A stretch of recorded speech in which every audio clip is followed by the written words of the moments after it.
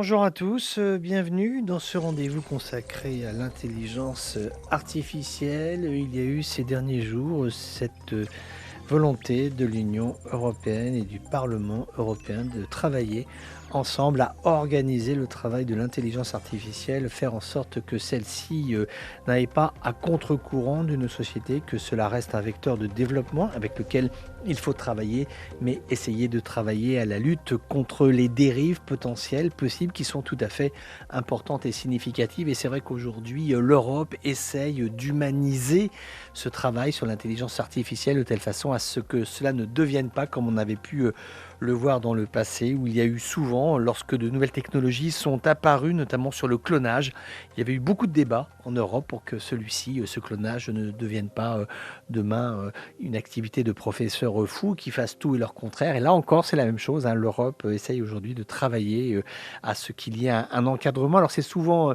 des textes assez techniques, hein, qui sont produits par l'Union européenne, mais qui sont néanmoins nécessaires parce que c'est vrai qu'aujourd'hui, il y a de plus en plus d'initiatives qui sont produites par le secteur de l'intelligence artificielle, notamment la firme Google qui a annoncé que Gemini va se lancer encore dans un nouveau produit d'intelligence artificielle. En fait, quand on fait l'addition, il y en a quasiment trois, quatre qui sont concurrents sur le marché. On va en parler avec Damien Bancal. Merci Damien d'être là, comme toutes les semaines avec nous dans ce magazine. C'est vrai que ça nous fait encore une initiative de Google dans ce secteur de l'intelligence artificielle. Est-ce que le trop ne serait pas l'ennemi du bien? Racontez-nous ça, Damien. Alors, Gemini Pro, exactement, eh bien, c'est la nouvelle intelligence artificielle lancée là début décembre par Google. Alors, c'est quoi? C'est un nouveau modèle d'intelligence artificielle. Ils veulent clairement concurrencer ChatGPT, d'OpenAI, exactement ChatGPT 4. Alors c'est quoi? Eh bien c'est un ensemble d'intelligence qui voilà, cet ensemble est censé pouvoir répondre à des questions, travailler sur des images. Bref, ils veulent clairement concurrencer des gens qui ont une fameuse avance et ils espèrent ainsi continuer à gagner des parts de marché, par exemple pour leur moteur de recherche, mais aussi potentiellement à dépasser Microsoft qui a pris une longueur d'avance avec Bing justement et ChatGPT. Mais toutes ces propositions d'intelligence artificielle, elles sont quoi? Sont plus rapides, mieux ancrées dans l'actualité ou tout simplement plus intelligentes? Et encore faudrait-il savoir ce que signifie être plus intelligent. Mais quelle est la valeur ajoutée sur lesquelles ces firmes se battent aujourd'hui, commercialement en tout cas? Alors, commercialement parlant, il est très clair, ces entreprises se battent à grands coups de communiqué de presse, à grands coups de fonds, à grands coups d'argent, donc, et proposent des outils qui sont à chaque fois les plus beaux, les plus grands, les plus forts, les plus intelligents, au point que Google s'est quand même fait montrer du doigt, là, il y a quelques jours, en diffusant une vidéo montrant son outil capable de converser avec un humain. Bon, bref, je vais être très honnête avec vous, c'est du montage. Ouais. Jamais l'intelligence artificielle a discuté avec l'humain. Et puis surtout, c'est clairement une guerre économique à celui qui sera le plus grand, le plus beau, le plus fort. Un exemple très concret, j'ai utilisé Bard. Bard, Ouais. c'est Ah oui, Bard. l'intelligence artificielle de Google, justement, avec l'ensemble de l'intelligence artificielle Gemini. J'ai simplement demandé quelque chose d'assez égocentrique, je lui ai demandé qui j'étais. Mhm. Il m'a apporté dans, on va dire, une quarantaine d'informations. Eh bien, il y en avait une quinzaine qui étaient totalement fausses. Je me suis retrouvé, par exemple, responsable d'une entité gouvernementale en France. Je me suis D'accord, ouais. retrouvé avec la Légion d'honneur.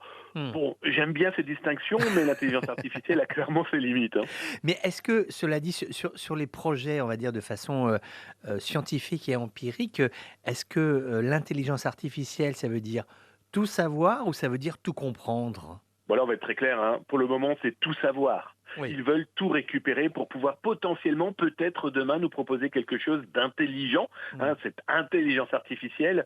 Bon, on voit l'exemple, par exemple, avec ChatGPT, donc qui est le concurrent de Gemini, qui, il y a quelques jours, on lui demandait répète-moi à l'infini le mot poème, et il Oui. s'est avéré que l'outil a perdu la tête et a commencé à diffuser des données personnelles d'utilisateurs. Bon, Oh là voilà, là. tout ceci, c'est de la collecte d'informations avec l'espoir, peut-être demain, d'avoir de véritables bonnes réponses, parce que l'outil va comprendre non pas des mots, parce qu'il ne comprend pas les mots.